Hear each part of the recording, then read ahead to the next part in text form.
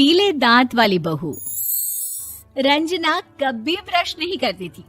उसे कितनी बार उसके माँ बाप ने डांटा, लेकिन उसका कोई असर उस पर होता ही नहीं था, जिस कारण से उसके दांत पीले पीले हो जाते हैं। शादी के बाद।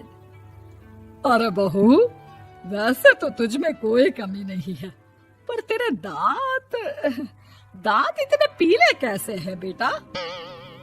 कैसे मतलब? कोई सर्जरी थोड़ी ना कराइए। वो तो क्या नाम, मैं ब्रश नहीं करती थी तो पीले हो गए। अब क्या करूं? आप कहें तो लाल करवा लूं या फिर काले? यार ये क्या है, क्यों माँ से लड़ रही हो? लड़ रही हूँ?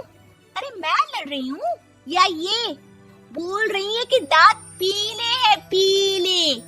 अरे तपस्या थोड़ी ना की है इन्हें पीले करने के लिए। बकायदा ब्रश नहीं किया है 20 साल तक, तब जाकर। छी, कैसी बात कर रही हो? ये उस वक्त तो पीले नहीं थे जब हम लोग तुम्हें देखने आए थे। अरे तब साफ करवा लिया होगा डेंटिस्ट के पास जाकर। अब देखो कैसे पीले पीले लग रहे हैं। रंजना सास की तरफ गुस्से से देखती है। फिर शुरू हो गई पीले पीले पीले। अरे पीले तो तब भी थे जब मेरे हाथ का रसगुल्ला उड़ा उड़ा कर खा रही थी और बोल रही थी, लड़की नहीं गुणों का खजाना दे रहे भाई साहब आप। खैर, अब वो लोग करते भी तो क्या करते, पीले दांत वाली बहू पल्ले पड़ी थी तो झेलना तो था ही। एक दिन कीर्तन में रंजना गाना गा रही थी। अरे कमला बहन, माँ का द्वार है, यहाँ तो सब शुद्ध होकर आते हैं, फिर अपनी बहू को ब्रश भी नहीं करवाती तुम। दूर से पीले पीले दांत भक्ति में बाधा उत्पन्न कर रहे हैं। अरे कोई 2 साल के बच्चे थोड़ी ना लेकर आई हूँ मैं बहू बनाकर। अच्छी खासी लड़की है, अरे कैसे करवाऊं ब्रश? ये तो उसे खुद करना चाहिए ना। अब माँ बाप तो इसके जैसे तैसे निपटा दिए, ये नहीं सोचा कि सास कैसे संभालेगी। सास बहू को लेकर घर आ जाती है, लेकिन सोच लेती है कि अब इसे लेकर कहीं नहीं जाएगी। अगले रोज बहू कहती है, अरे क्या हो गया, मंदिर नहीं जाना क्या? कीर्तन का वक्त हो रहा है। मेरी मधुर वाणी से कान्हा जी जागते हैं और सोते हैं। आप तो जानती है ना उनकी भक्ति में कितना मन लगता है मेरा। वो क्या है ना, तबीयत ठीक नहीं लग रही है मेरी, आराम करूंगी मैं। तबीयत ठीक नहीं लग रही? अभी तो मिथुन के गाने पर नाच रही थी आप, और अब बोल रही है कि तबीयत ठीक नहीं लग रही। अरे भक्ति में मन लगा लो सासू माँ, ऊपर जाना है, क्या मुंह दिखाओगी आप? हाँ? सास को बहू की बात पर गुस्सा आ जाता है। मैं क्या मुंह दिखाऊंगी, इसकी चिंता तो ना कर, समझी? अपने मुंह की चिंता कर, जो ये पीले पीले दांत लेकर हर जगह पहुंच जाती है। पता है लोग कितना मजाक बनाते हैं। ना जी ना, मैं नहीं जाना कहीं तेरे साथ। तो ये बात है, कोई ना, मत जाओ, मैं अपने कमरे में ही बैठकर भक्ति कर लूंगी। ऊपर वाला दांत थोड़ी ना देखता है, मन देखता है, भावना देखता है। और अरे बस बस, तू सब कुछ दिखा, बस ये सफेद चमकदार दांत ना दिखाना किसी को, है? जा यहाँ से। बहू को सास की बात का कोई फर्क नहीं पड़ता, वो तो जैसी थी वैसी ही रह जाती है। सुबह नहाकर किचन में खाना बनाना, फिर खाना खाना, कीर्तन भजन करना और सो जाना। एक दिन, माँ जी मैं सहेली के घर जा रही हूँ, शाम को लेट आऊंगी। हाँ हाँ, तो जाना, मैंने कौन सा तेरी आरती करनी है घर पर बैठकर। रंजना सहेली के घर जाती है, जहाँ वो पार्टी में जाने की तैयारी कर रही होती है। अरे शिखा, कहाँ जाने की तैयारी कर रही है? मैं गलत वक्त पर आ गई क्या? अरे नहीं यार, उल्टा सही वक्त पर आई है। मैंने ये साड़ी और ज्वेलरी निकाली है यार, शाम को इनके ऑफिस की एक पार्टी में जाना है।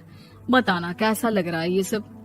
नहीं यार, इस ड्रेस के साथ तो वो वाली ज्वेलरी अच्छी लगेगी। हाँ हाँ सही बोल रही है, मैंने ध्यान ही नहीं दिया।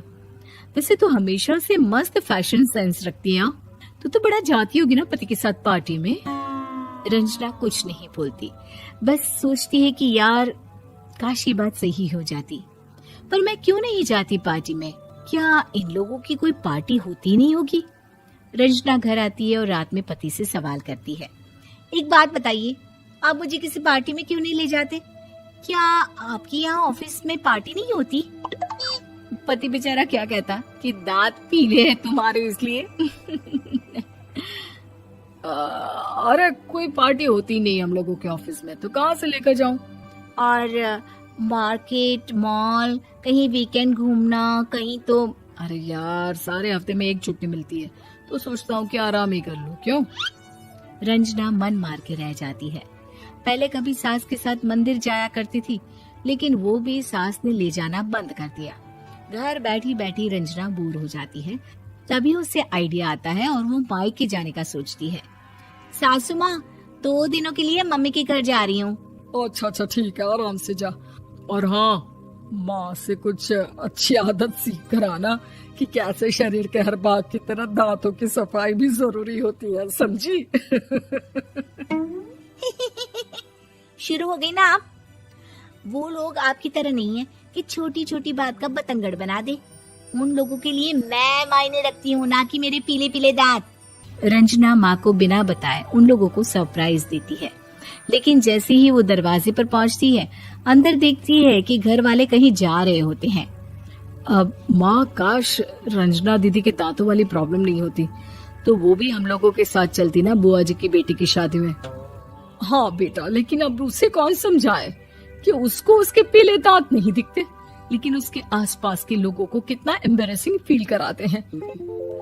मुझे तो कितनी बार उसके स्कूल की टीचर ने शिकायत की कि उसके साथ कोई लड़की बैठना भी नहीं चाहती, और ना ही कॉलेज में कोई उससे बात करना चाहता था।